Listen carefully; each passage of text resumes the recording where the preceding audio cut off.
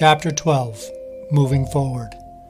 October 22nd, 2007, 6:40 a.m. Sue's hand whacked the top of the alarm clock to hush the annoying buzz. Her weary body yearned for one or two more hits of the snooze bar, but her mind connected with the very ambitious day that was on tap. She rolled upright onto the side of the bed to see pure comedy in the vanity mirror. "Don't you look wonderful?" she kidded. "What a prize."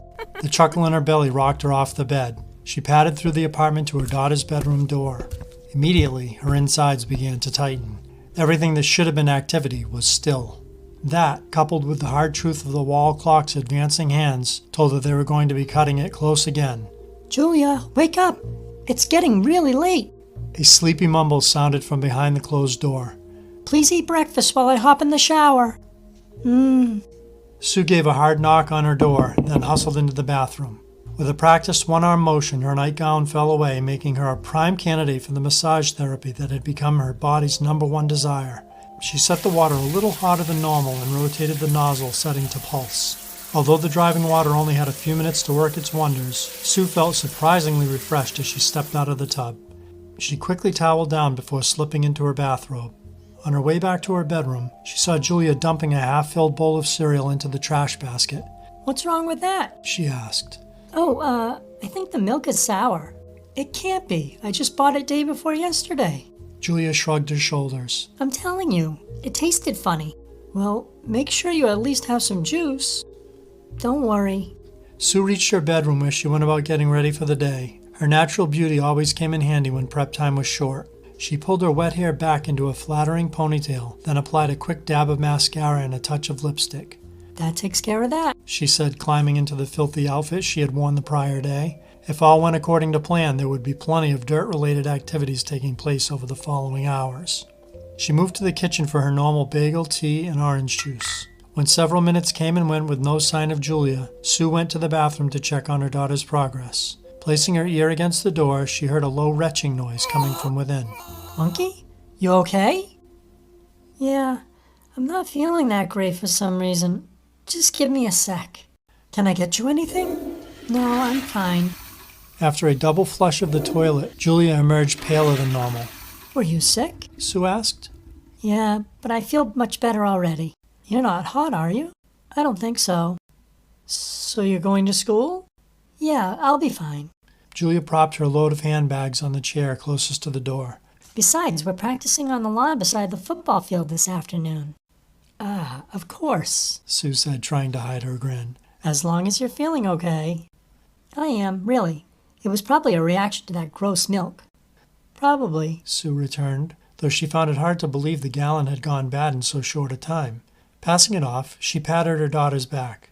"Well, we better get a move on if you don't want to be late." "I know. I'm almost ready." Julia went about finishing her morning ritual, eventually meeting her mother in the bathroom for a quick brushing of teeth. Once done, they ran out to the car and sped off toward Fairhaven. Despite the tension of possibly missing the first period bell, the brilliant azure sky and mild temperature were commanding of the senses. Julia rolled down her window as the car cruised over the New Bedford-Fairhaven Bridge.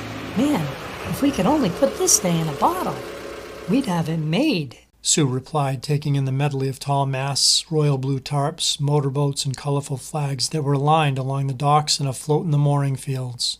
Her eyes wandered to the weathered hulls and rigging of the fishing vessels at either side of the harbor, then shifted to the more distant curve of the granite hurricane barrier, then bore even deeper to the Butler Flats lighthouse, then went to the thin gray strips of Martha's Vineyard and the Elizabeth Islands, then blurred to the farthest reaches of the Atlantic Ocean. "Who am I kidding?" she thought. "We already have it made." A nipping sound drew her attention from the horizon to the passenger seat. "Quit biting your nails, honey. I can't help it. We're going to be late. There's still hope."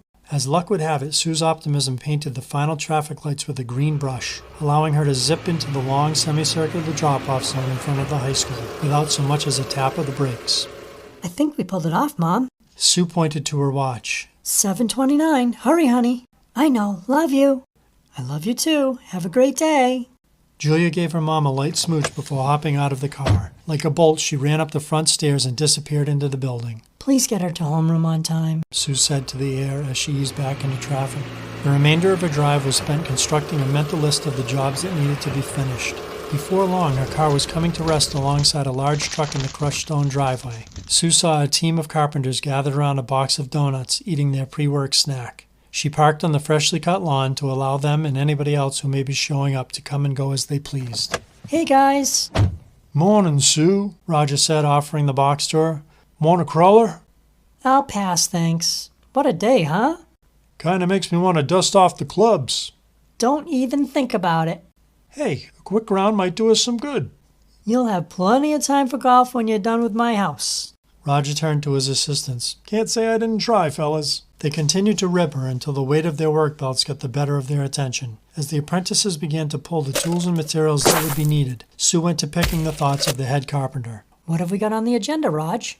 "That's what we were just discussing when you drove up. I'm pretty sure we're going to finish off the drywall on the 3rd floor. Hopefully, come the end of the day, we'll be out of your hair till you need us again."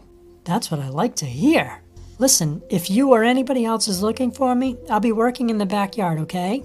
"Yeah, sure," I'll talk to you later. Sue said, already thinking of her next project. With purpose urging her steps, she went down to the back of the house to continue where she had left off the previous night.